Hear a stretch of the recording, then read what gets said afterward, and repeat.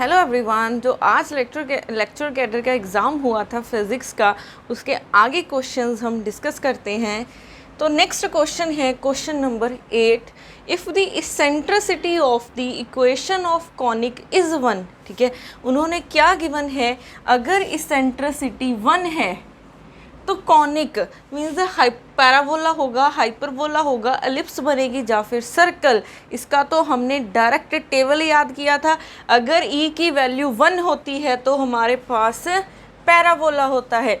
अगर ई की value less than 1 है तो एलिप्स होगी। अगर ई की वैल्यू यहाँ पे लिख लेते हैं, ये ई 1 के लिए पैराबोला होता है। ई ग्रेटर देन 1 है तो हाइपरबोला होगा। अगर ई लेस देन 1 है तो एलिप्स होगी। अगर e इक्वल टू 0 है तो सर्कल होगा। तो e 1 के लिए पूछा है तो ऑप्शन ए यहाँ से करेक्ट हो जाएगा। अब उसके बाद नेक्स्ट क्वेश्चन देखते हैं। The number of coordinates required for specification of single particle in phase space are. तो एक पार्टिकल है, ठीक है, जो फेस स्पेस में है। अब एक सिंगल पार्टिकल है। अगर हम यहाँ पे देखें, सिंगल पार्टिकल को डिस्क्राइब करने के लिए हमें 3 कोऑर्डिनेट्स की ज़रूरत है। ठीक है, क्योंकि डायमेंशंस नहीं गिवन। ठीक है, अगर डायमेंशंस नहीं गिवन तो हम उसको 3D में मान के चलेंगे। तो एक पार्टिकल है तो उसको डिस्क्राइब करने के लिए हमें 3 कोऑर्डिनेट्स चाहिए, x, y और z। तो जब भी हम फेस स्पेस की बात करते हैं तो इसके क्रॉसपॉन्डिंग क्या आ जाएगा, px, इसके क्रॉसपॉन्डिंग py और इसके क्रॉसपॉन्डिंग आ जाएगा pz। तो हमें एक सिंगल पार्टिकल को डिस्क्राइब करने के लिए 3 पोजीशन कोऑर्डिनेट्स चाहिए और 3 मोमेंटम कोऑर्डिनेट्स चाहिए। ये क्या है, पोजीशन कोऑर्डिनेट्स, पोजीशन कोऑर्डिनेट्स। ये क्या है, मोमेंटम कोऑर्डिनेट्स। ये हैं मोमेंटम कोऑर्डिनेट्स। तो टोटल कितने कोऑर्डिनेट्स की ज़रूरत है, 3 + 3। 3 ये है, 3 ये हैं, तो ये हो जाएंगे 6। तो एक सिंगल पार्टिकल को फेस स्पेस में डिस्क्राइब करने के लिए हमें 3 कोऑर्डिनेट्स की ज़रूरत है, हमें 6 कोऑर्डिनेट्स की ज़रूरत है। तो यहाँ से ऑप्शन बी क्या हो जाएगा, करेक्ट हो जाएगा। ठीक है, अब उसके बाद नेक्स्ट क्वेश्चन नंबर 10 है। Hamiltonian for a conservative system where coordinate transformation is independent of time. तो कंजर्वेटिव सिस्टम है, मींस जो सिस्टम है वो टाइम पे डिपेंड नहीं कर रहा है। तो हैमिल्टोनियन क्या रिप्रेजेंट करता है, ठीक है।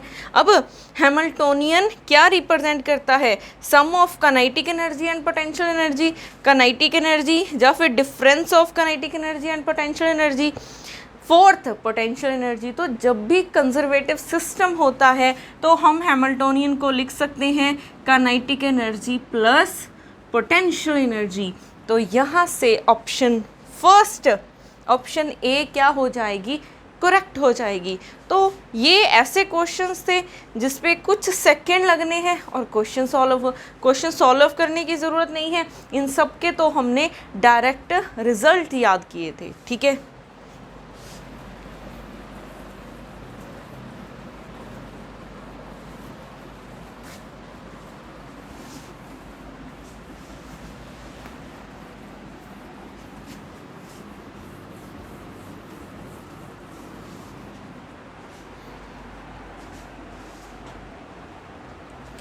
नेक्स्ट क्वेश्चन है the displacement current arises due to. अब डिस्प्लेसमेंट करंट क्या होता है, 2 कैपेसिटर प्लेट्स के बीच में जो करंट होता है उसे हम डिस्प्लेसमेंट करंट बोलते हैं।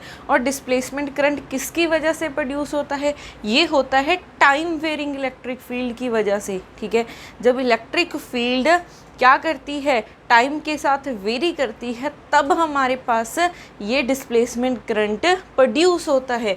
तो यहाँ से ये क्या हो जाएगा, करेक्ट हो जाएगा। ठीक है, उसके बाद नेक्स्ट है which one of the following can not be explain by considering a harmonic approximation for the lattice vibrations in a solid. तो हार्मोनिक वाइब्रेशन को कंसीडर करके कौन सी, ठीक है, कौन सा बोल सकते हैं कौन सा लॉ, ठीक है, कौन सी क्वांटिटी एक्सप्लेन नहीं हो सकती। हमने डी बाय टी क्यूब ला किया है, इसमें तो हमने हार्मोनिक मान के ही किया है, तो ये तो नहीं हो सकता। Einstein theory of specific heat में भी हमने हार्मोनिक ऑसिलेशंस मानी है। उसके बाद optical branches in a lattice, इसमें भी हम हार्मोनिक ऑसिलेशंस मान के चलते हैं, ठीक है। बट थर्मल एक्सपेंशन को एक्सप्लेन करने के लिए हमें हार्मोनिक वाइब्रेशंस, हार्मोनिक ऑसिलेटर मानने की ज़रूरत नहीं है। तो यहाँ से ऑप्शन डी क्या हो जाएगा, करेक्ट हो जाएगा। ये क्वेश्चन प्रीवियस ईयर्स में भी आया हुआ है, ठीक है। ये क्वेश्चन गेट के पेपर में आया हुआ है प्रीवियस ईयर्स में। तो देखो प्रीवियस से काफ़ी क्वेश्चंस डायरेक्ट उठाए हुए थे इस एग्ज़ाम में। उसके बाद question number 13, the packing fraction of a hexagonal closed PACS structure.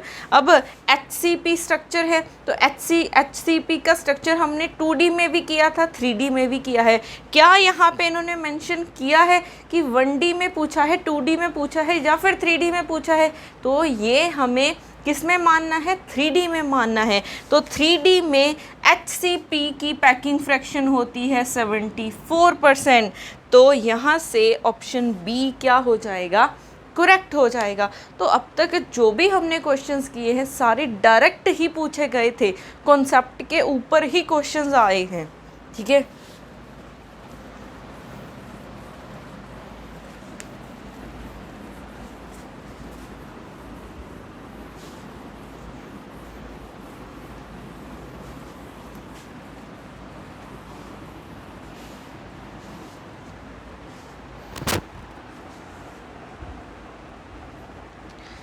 Next question है question number 14, Brevis lattice consist of space lattice. तो ब्रेविस लैटिस कितने स्पेस लैटिस से बना है? अब यहाँ पे फिर से कन्फ्यूज़न कहाँ हो सकती थी? आप सोचोगे 2D में पूछा है या फिर 3D में पूछा है, बट मैंने आपको बोला था जब भी गिवन ना हो कि कौन सी डायमेंशन में बात कर रहे हैं तो आपने 3D का मानना है।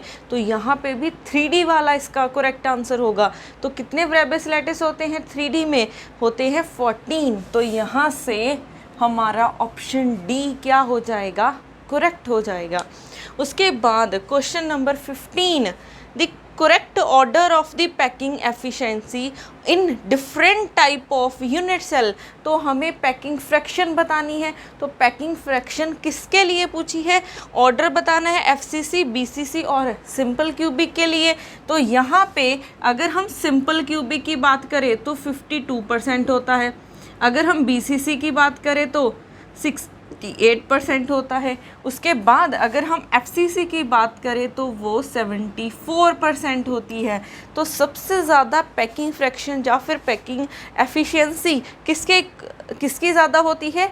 FCC की। तो इसका ऑर्डर क्या हो जाएगा? FCC greater than BCC greater than SCC। तो ये इस तरफ क्या हो रहा है, डिक्रीज़ होता जा रहा है।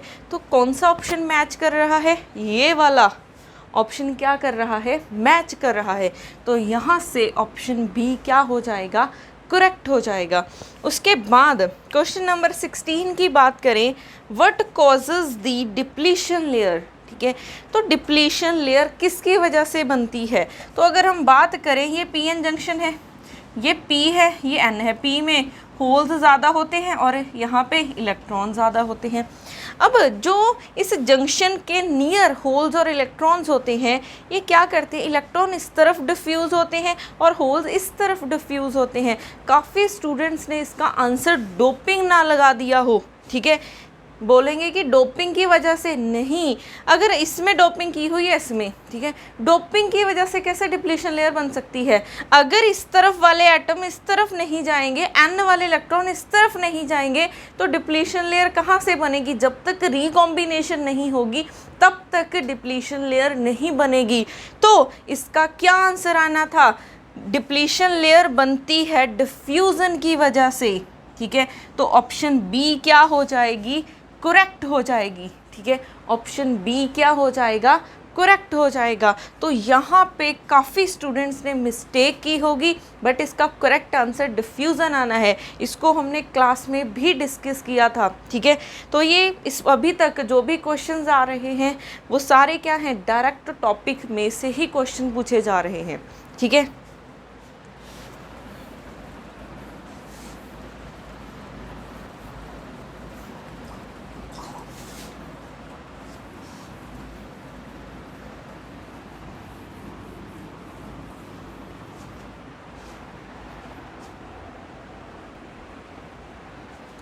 तो नेक्स्ट क्वेश्चन है, silicon atoms combine into an orderly pattern called, ठीक है। अगर हम सिलिकॉन को एक ऑर्डरली पैटर्न में अरेंज करते हैं, जैसे मैं ऐसे अरेंज कर रही हूँ, ठीक है, ये है सिलिकॉन। तो अगर हम इसको एक ऑर्डरली पैटर्न में अरेंज करते हैं तो ये हम कर चुके हैं इलेक्ट्रॉनिक्स में, क्या बनता है, एक सेमीकंडक्टर बनता है, ठीक है।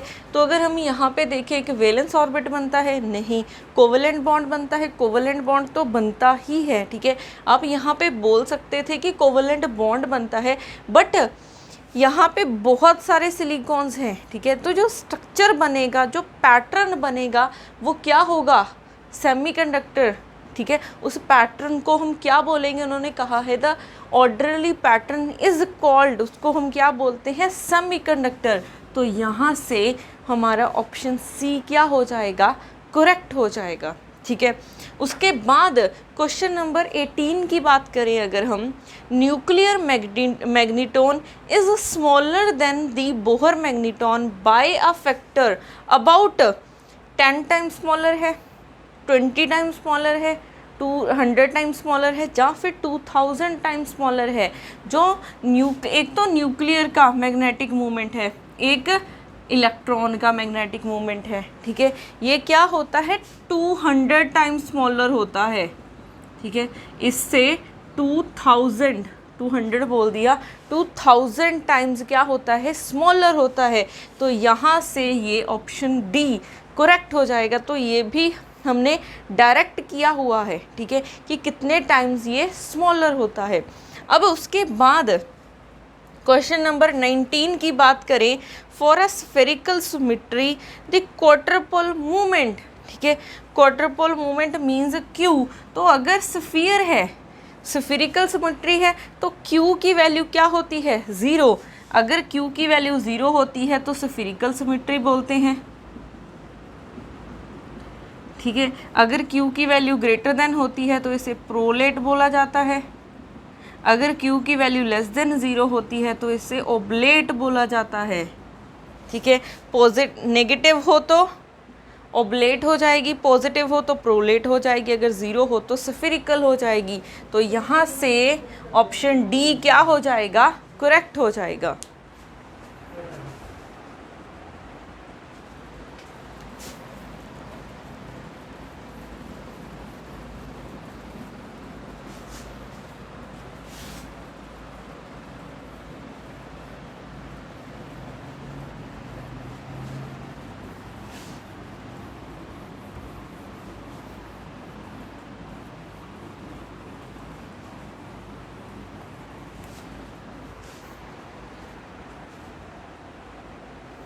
तो नेक्स्ट क्वेश्चंस हैं, beta decay is a consequence of nuclear force, gravitational force, EM force, या फिर weak interaction force. Beta decay किसकी वजह से होती है, ये होती है वीक फोर्सेस की वजह से। तो यहाँ से ऑप्शन डी क्या हो जाएगा, करेक्ट हो जाएगा, ठीक है। उसके बाद है, what are the conditions called which are required for a signal to be represented as Fourier series। तो अगर किसी भी फंक्शन ने, किसी सिग्नल ने फोरियर सीरीज़ की फॉर्म में रिप्रेजेंट करना है, ठीक है, या फिर फोरियर सीरीज़ की फॉर्म में रिप्रेजेंट होना है, तो उसे कौन सी कंडीशन सेटिस्फाई करनी होगी। वो कंडीशन होती है डिरिचलेट कंडीशंस, वो कंडीशन होती हैं डिरिचलेट कंडीशंस। तो यहाँ से ऑप्शन ए करेक्ट हो जाएगा, ठीक है। ये तो डायरेक्ट क्वेश्चन है, फोरियर सीरीज में से। उसके बाद है the wave function of a particle in a box is given by. उन्होंने कहा है कि पार्टिकल बॉक्स में है, उसका वेव फंक्शन बताओ। तो अगर पार्टिकल बॉक्स में है उसका वेव फंक्शन ये होता है, ठीक है, साई एन इक्वल होता है √2/L साइन n पाई x/L। तो ये हो जाएगा, ठीक है। तो यहाँ से ऑप्शन बी क्या हो जाएगा, करेक्ट हो जाएगा। ये भी डायरेक्ट क्वेश्चन पूछा गया है, ठीक है। तो ऐसे अब तक डायरेक्ट क्वेश्चन पूछे जा रहे हैं कॉन्सेप्ट में से।